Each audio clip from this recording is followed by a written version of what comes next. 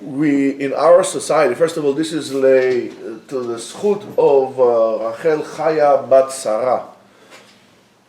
And also the to B'Sha'at Tova, whatever it will be, to Ayelet Esther Bat Shendel Nechama, Bezot Hashem she'll have a baby healthy soon, and it's not on Shabbat, but whatever. Anyway, so we get stressed, we get upset, we get angry. And the question is, why? Can anybody tell me why we get upset and we get angry? Anybody knows? Anybody wants to try? Did you ever think about why am I getting angry? Lack of emunah. Lack of emunah.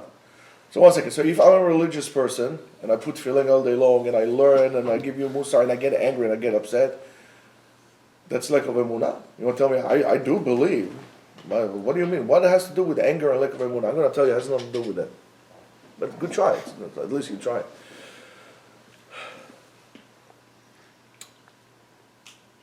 It has to do with losing control. And it's very easy for society when we are out of self-control. Because when I'm angry and when I'm upset and so on and so forth, right? You can come in and then you could cater me according to what you want, and then we'll go like this. So how does it exactly work? How does we got to this situation that we're at today as a society as a whole and as an individual, that we're so out of control and we get upset and we're angry? I mean, look at elections and stuff like this and all kind of things, and everybody is always angry about something. Open the news, always somebody's angry about something. How is that? How is it? How do we come to this? And together with that, we're also very unhappy people. The reason is very simple. It's called self-importance. Self-importance.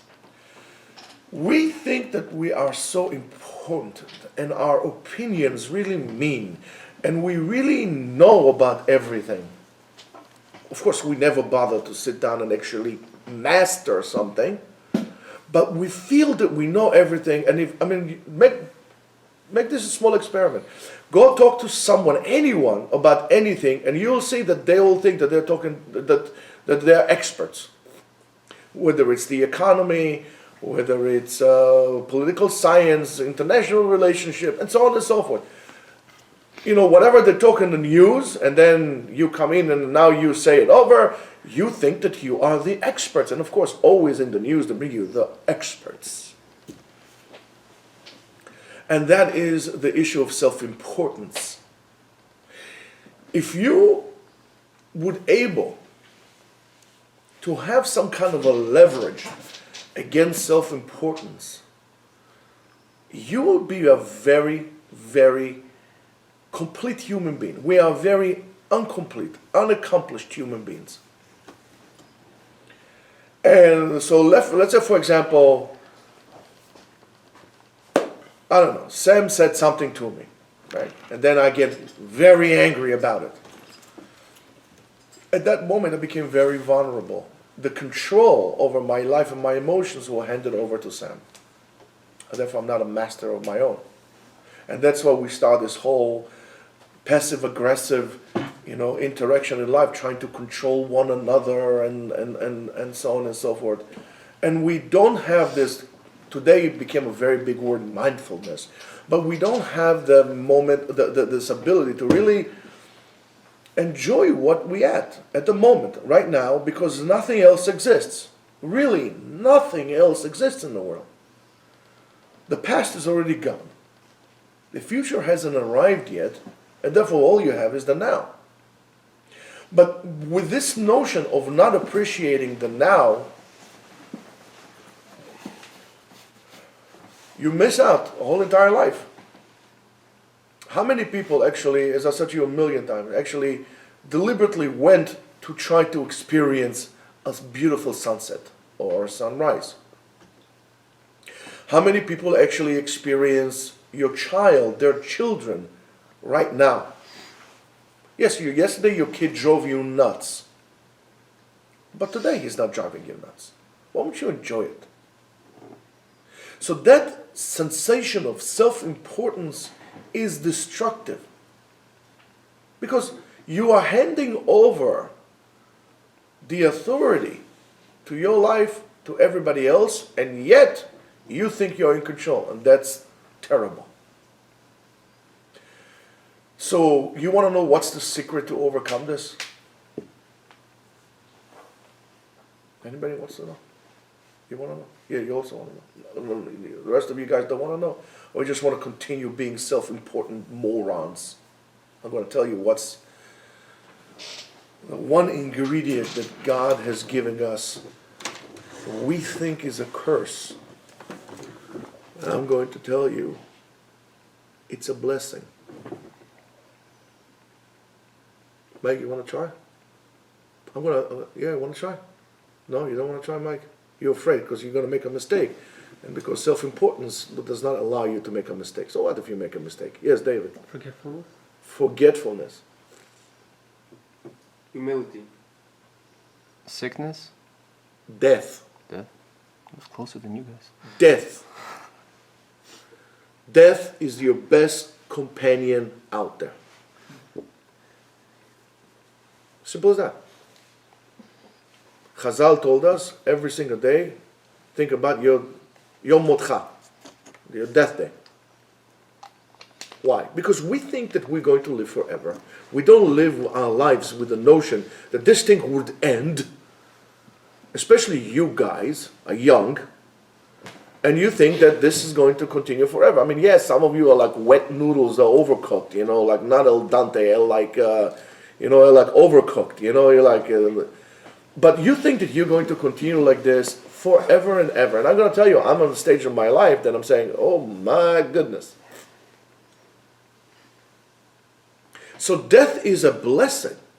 If you put things in the perspective of death, Hashem tzilcha al yad yaminecha. And what's on your yad yamin? Hashem. What's on your side small? Your death.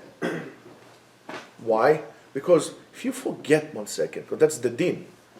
If you forget 1 second and you get involved, well, he told me this and I'm going to do like this, and he said to me that I'm fat or I'm ugly or I'm this or I'm that, or who told me I'm wrong.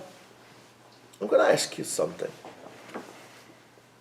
Do you remember, you are in like mid-20s or something like that. Some of you are like already smelling 40s, But you remember things that you were really, really upset about, let's say when you were, 15 years ago? No. So I'm going to ask you this. Right now you are, let's say average 25, okay? And I'm going to give you an indication. You don't want to think about your death because you're always trying to avoid death instead of welcoming him. You're avoiding it because you don't want to, because you are very important. I'm going to end one day. I'm going to tell you, you're going to end while you're alive because you are not going to be the same person tomorrow. Because what you had experienced today would change you and transform you to a different person tomorrow. You might not see the changes, but in 20 years you would. So I'm going to tell you the following. Let's say, for example, something got you very, very upset. At that moment, you got to stop. Let's say 25 years old. I'm going to ask you, is this going to be still upsetting to you when you're going to be 75? I can tell you most likely the answer would be no. So therefore, no reason to get upset over it. At the end of your life, when you are about to take your few here, the doctor here, he unfortunately have seen a lot of people that die, right? Right, doctor? Especially in your field. So some people really die and they are like in a different world. But some people are still, comprehensive what's going on with them and they die, right? At that moment, Did all the things that you got upset about make still a difference to you? No. At that moment, you might come to think, how in the world I have wasted my life on imaginary things, on life that other people had prescribed for me, that I chose not to live my life. Because you wanted the approval of other people, because you live out of psychological handouts of other people. You live out by people giving you compliments and assuring you, oh man, you're so smart. Because you're self-important, that's what you live for. So therefore you are doing things not for your life. You're doing things to get assurance and compliments and reassurance from other people. They don't really care about you. They don't live your life. And at the end of your life, when you're about to give your last breath on this earth, they're not going to be there. You're not going to be remembered. You're going to pass out of this world. And like you walk into a different thing and that's it, goodbye. Like people that go on airplanes. You're going to walk up the stairs, you're going to go into the plane, they're going to close the door, you're going to take off, and that's it. When you put things in that perspective of death, there is going to be an end to this. And the end is getting nearer every single day. Death is like a hunter that has tremendous patience. He's going to sit there and he's going to wait for you. He's not going to rush things. He's going to wait. And he's going to wait until one day he's going to tap on your shoulder and say, buddy, it's time to go. Do not waste a minute of your life on this nonsense. Don't get upset. You're not that important. Don't get, looking for compliments, fishing for compliments for people.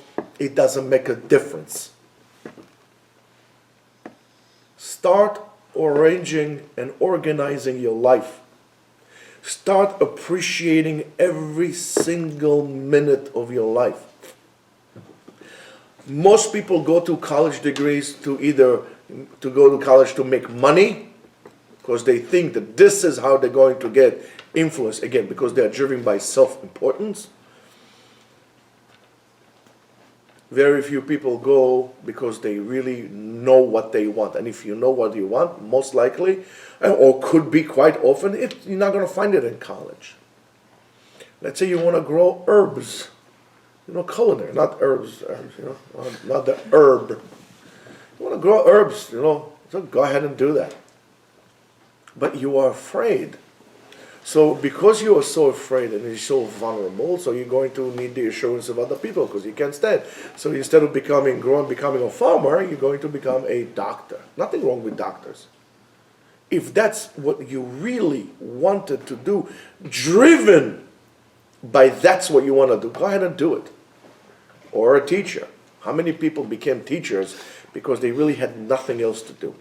How many people do we know want to become dentists, not because they really like to drill into people's mouth and people's teeth, but because it's going to give them a lot of money, and people say, ooh, he's a dentist. So you living for the ooh, he's a dentist. And I hate to tell you what the doctor will do to you, and then you'll do, ooh, that hurt. You live life without living. Your life is not worthy to be called life. You waste time on computer games, on telephones. You waste your time. You waste your time on illusions, and you don't live your life. There is going to be an end to this. Da me'ayin bata ule'an ata olech. Where are you going to? Where are you going to? L'makom rima v'tole'ah. You're going to the grave. That's Pirkei Avot.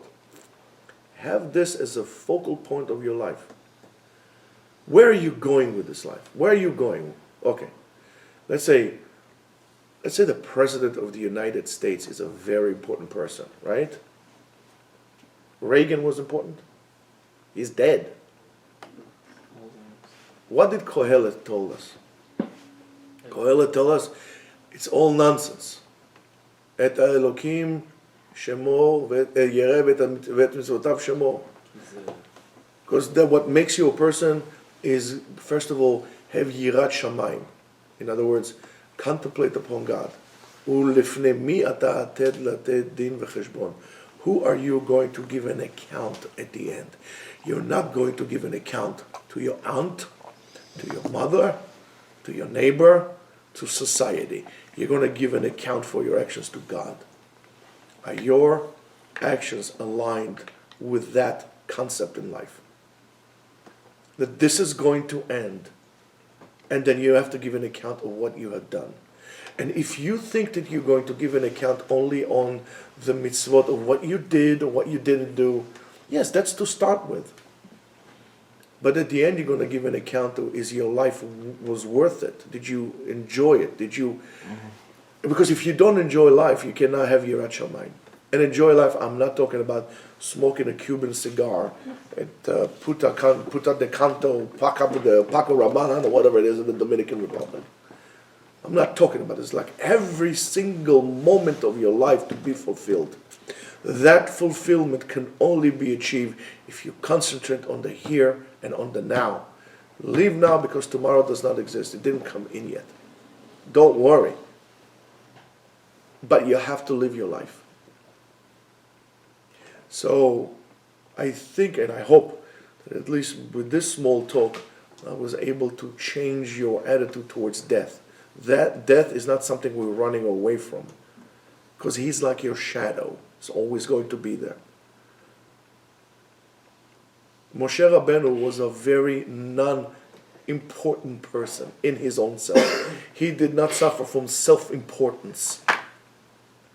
Moshe Rabbeinu, in a way, died like no other person did. He always stood in front of God.